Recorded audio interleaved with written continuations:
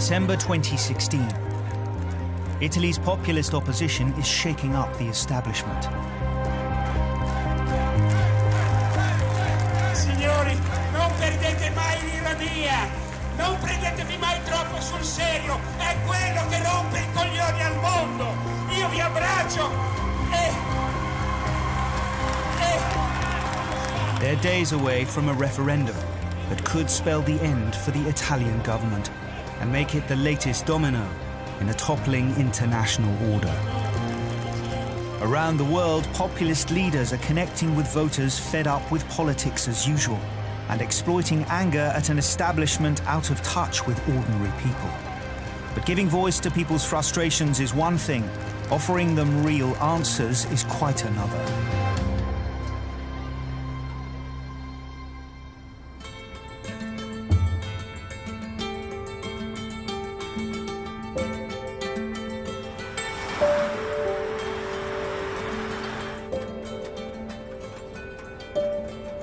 Jeff Siegel grew up in New York, but moved to Italy 40 years ago.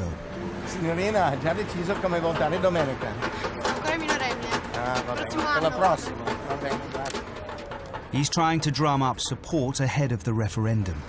Avete già deciso come votare domenica? Posso lasciarvi in Non ci vado neanche a votare. No, ma si ferma un attimino. Ma non ci vado proprio a votare. No, ma le sto chiedendo di... E questo è... The problem is here, the people who will abstain, they won't even go and vote and nullify the vote. They just won't show up. They say, I don't trust politicians anymore. Thank you, dishonest politician. This is what you've done to your democracy. Like millions of Italian voters, Jeff has turned his back on mainstream political parties. He now campaigns for the populist 5-star movement. It's sought to build a following less through policies and more by challenging everything about Italy's political class. Non è vero. Buongiorno a voi. Quindi avete già deciso, vi siete già informati. Noi siamo dei 5 Stelle. Bocca al lupo a voi. Arrivederci, We want to make Italy a better place to live and work. But the way things are set up now, it's not constructive. We're victims. I think every Italian citizen is a victim, except the crooked politicians. 5-Star's anti-establishment message is resonating with voters. It is now Italy's biggest opposition party. The country has been crippled by recession and stagnating wages. With rates of inequality among the highest in Europe, many people feel left behind by globalization and let down by political leaders. Now, the populists sense there may be an opportunity to bring those leaders down. A referendum on constitutional reform has become a vote of confidence in the ruling elite.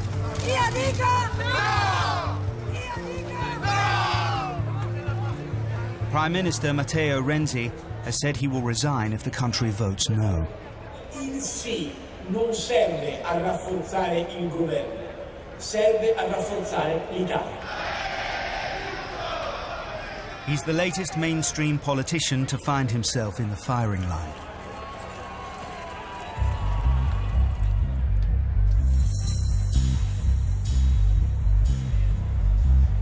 Tonight, thousands of 5-Star supporters are gathering at a rally in Turin. Some are starting to ask what they might do with success. People want to hear what we have to say. You can't just be in the opposition. You have to do positive things, things that we say we want to do for the people, for the citizens, to change things, and you have to do it. A questa riforma noi diciamo no, no, no. Virginia Raggi is one of the first leaders of 5-Star to win power. As the new mayor of Rome, she's already under pressure to offer actual solutions. Ma non è vero che noi siamo per il no, noi siamo per il sì a tante cose, sia al reddito di cittadinanza, sia allo sviluppo di progetti concreti per dare più lavoro alle persone, sia uno sviluppo che sia ecosostenibile, sia alle energie rinnovabili. Siamo pronti a governare. But Raggi is just the warm-up act. There's one man that everyone has turned out to see. 5-Star's leader and showman, Beppe Grillo. E ora A former stand-up comedian, Grillo knows the buttons to press. It's his appeal to people's emotions that has helped turn 5-star into a real force. Quando ti innamori, quando odi, senti tutto qua. Io ne so qualcosa prima di entrare su un palco. Sento qui, non qui. Sento qui. E allora?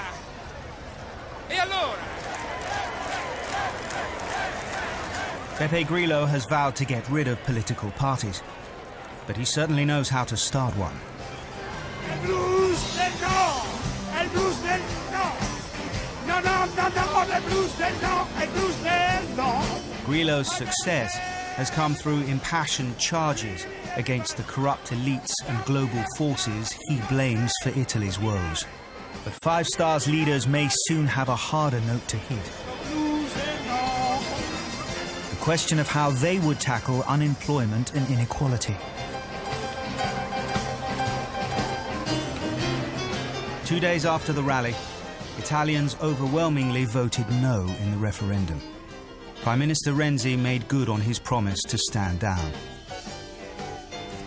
It's another victory for populism, as across the world, charismatic leaders defy expectations. They're finding success, selling deceptively simple answers to difficult questions. Our country is going to start building and making things again. America first, again, America first. They almost always blame the failings of free trade and mass migration for rising inequality. But is this the right target?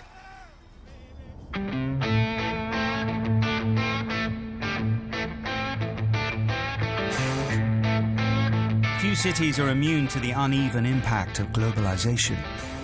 But here in San Francisco, there's another more conspicuous driver of change.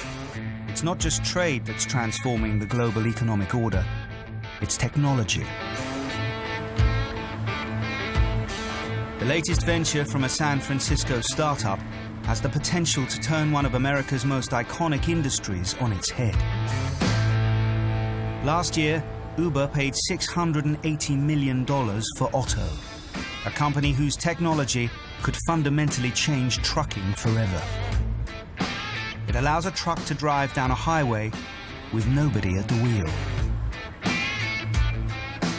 The company claims it could save the industry billions of dollars a year, reduce emissions by a third, and eliminate the driver errors that cause up to 87% of truck crashes.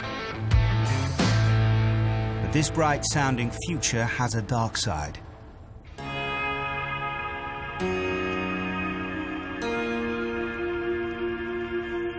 A series of studies have found technology, not globalization, to be the biggest driver of inequality in developed countries. There are 3.5 million people employed in trucking in America. And with their industry seemingly the next in line for automation, many face an uncertain future. Robert Callista has driven trucks since the 1980s. Both his parents were truck drivers before him. This job has fed my family. It's kept a roof over my family the whole time I drove. It's my home on home.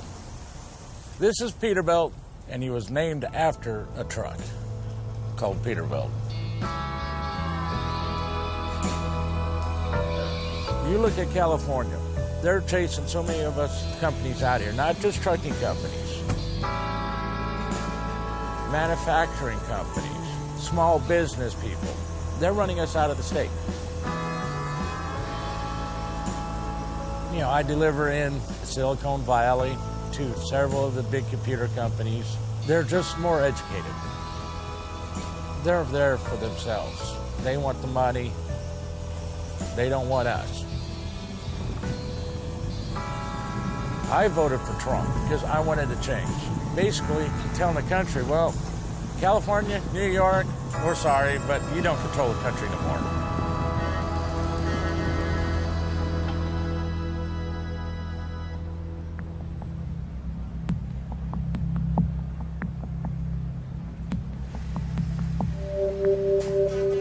Populist leaders have been able to capitalize on a growing sense of them and us, as inequality grows in Western democracies.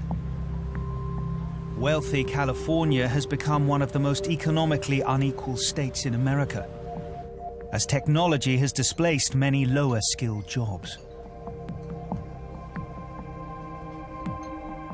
Russell Hancock runs a think tank in Silicon Valley, sponsored by some of the state's biggest tech companies. In recent years, something has changed. Silicon Valley companies used to be heroes, superheroes even. Now they're being cast as villains in this story. Silicon Valley is starting to be tainted with the same kind of paint that's been painted on Wall Street, for example. People are wondering why Silicon Valley's companies aren't doing more to address poverty and to address the income inequality in our region. An alienated public turned on the establishment because it failed to provide answers. As some tech giants become as powerful as that establishment, it's a lesson they're starting to learn. So they're going back to school. If technological change is part of the problem, the people behind it are asking how they can offer solutions. You've probably heard about self-driving cars because you live in San Francisco. There are already people building self-driving trucks, which means 3 million truck drivers are going to be out of work. Hadi Partovi is the CEO of Code.org. Backed by some of Silicon Valley's biggest firms, he campaigns for children to be taught computer science in schools. Now, truck driving is just one example of types of work that are going to get replaced by computers and software. We've all learned in the last few months, whether it's Americans with the election, or whether it's in the UK with the Brexit, or really worldwide, there's really an angst about opportunity. People around the world want opportunity. They want the idea that if you work hard, the system will reward you. So the real question is, how do we bring opportunity back? If you think about our education system, at all ages, we're not preparing today's kids for what the jobs of the future are going to be. We're not even in a situation to prepare today's adults for the jobs of the future. Technology is changing all around us, so as adults, we need to be lifelong learners. It's something that can start in high school or even in elementary or middle school, continue through university. And then the hardest part is setting up programs to retrain today's adults as they find that they want to get into a better job, or if they lose their job due to automation. It will need help from governments and business to ensure retraining isn't an option reserved for those with the time and resources. Technology itself can help too. Sebastian Thrun used to be in charge of Google's self-driving car project. Now he runs an education company offering quick training programs online. In the past, one education was sufficient for your lifetime, and your first job usually was your last job. Today, the typical job tenure here in the United States is less than 5 years. Technology on top of it is moving faster than ever before. So whatever education you have is outdated faster. And to make matters worse, we live longer. What we should provide for the people in the world is an education that keeps them current so they can be employable.